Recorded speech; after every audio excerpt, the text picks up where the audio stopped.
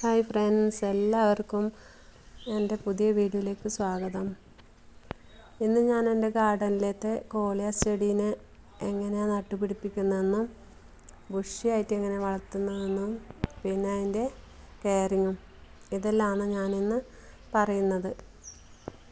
അപ്പോൾ ഇത് കണ്ട നല്ല ബുഷിയായി കൊലയായിട്ട് നിൽക്കുന്നത് കണ്ട. എങ്ങനെ ആക്കിയതെന്ന് ഞാൻ നിങ്ങൾക്ക് പറഞ്ഞുതരാം.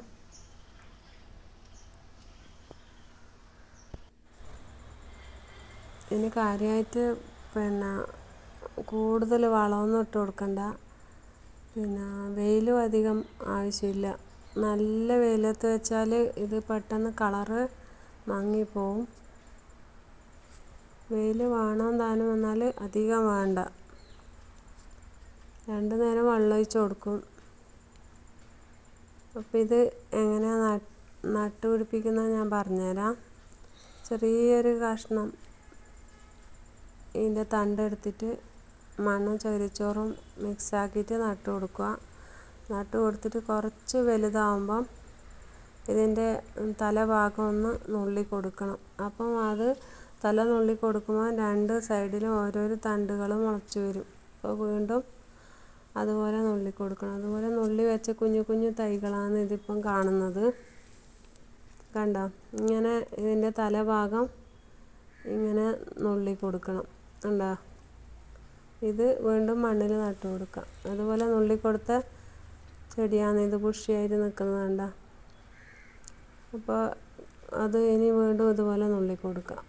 കണ്ടോ, ഇങ്ങനെ എല്ലാ തലയും ഇങ്ങനെ നുള്ളി ആകുമ്പോൾ ഇത് ബുഷിയായിട്ട് വളരും. കണ്ടോ, ഇതെല്ലാം ചെറിയ ഈ പ്രായത്തിൽ നമുക്കിതുപോലെ ഇങ്ങനെ തലഭാഗം നുള്ളി കൊടുക്കാം. ഇതെല്ലാം നമുക്ക് വീണ്ടും മണ്ണിൽ നട്ടു കൊടുത്ത് തൈകൾ ഉണ്ടാക്കാം. അങ്ങനെ ബുഷിയായിട്ട് തല നുള്ളി കൊടുത്തിട്ടാക്കി വെച്ച ചെടിയാണ് ഇതെല്ലാം. കണ്ടോ, ഇതുപോലത്തെ ഒരു ചെറിയ പീസാണ് ഞാൻ നട്ടു കൊടുക്കുന്നത്. എത്രയോ ചെറിയ പീസാവുന്ന അത്രയും നന്നായിട്ട് ബുഷിയായിട്ട് വളർത്താൻ പറ്റും.